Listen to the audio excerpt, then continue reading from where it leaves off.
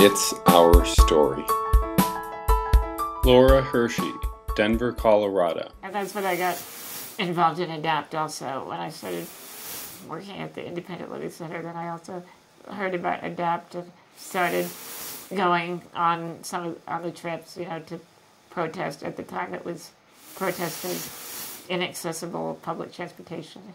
So I went on those and really met a lot more, of the disability community that way, and just really got energized by that activist approach. And was the Independent Living Center in Denver as active philosophically as ADAPT was, or were they? Yeah, there were two at the time. There were two ILCs then. They were both activists. They didn't exactly work together, but they were both involved in ADAPT and took an activist approach to the issues, yeah. And for independent living centers in Denver, what were the major accomplishments during the 80s? Or from 84 to 90, in that era? And we're working with policymakers and that the independent living centers can call their own without the ADAPT influence. Was there any? Yeah, I'm sure there was. I mean, I was very focused on my job at the Independent Living Center was managing the home health program, the attendant service program.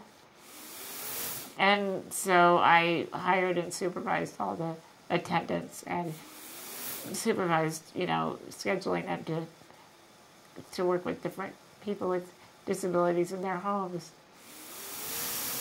So I wasn't involved so much in the policy level of the Independent Living Center at the time. I was, like I said, really involved in some of the side activities that, the activism that went on. But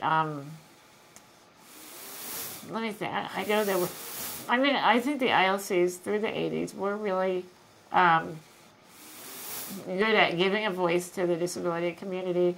There would be candidate forums at both Atlantis and the other ILC that, people that were running for office would come and answer our questions and try to,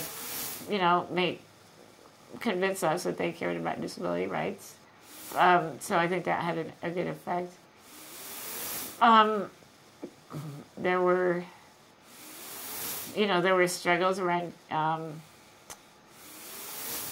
funding for attendant care, loosening up some of the restrictive rules around attendant care funding. And education was a big political hot topic at the time. We had a governor, what year was Lamb in office? There was a governor, Dick Lamb, who was very anti-disability. He was like a sort of a Democrat and an environmentalist and all that, but he was very opposed to spending money on education for children with disabilities. He was very opposed to spending money for putting lifts on buses and so forth. So the disability community did some organizing to respond to some of his more outrageous statements. And I wish I could remember those years. You could research 83, it. 84. 83, 84? Okay, yeah. And at one point, Dick Lamb said,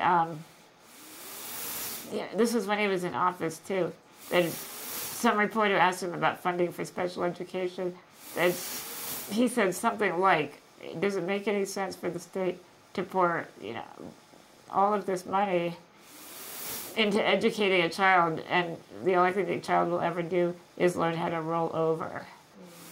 So That was when Heather was trying to get out of venture.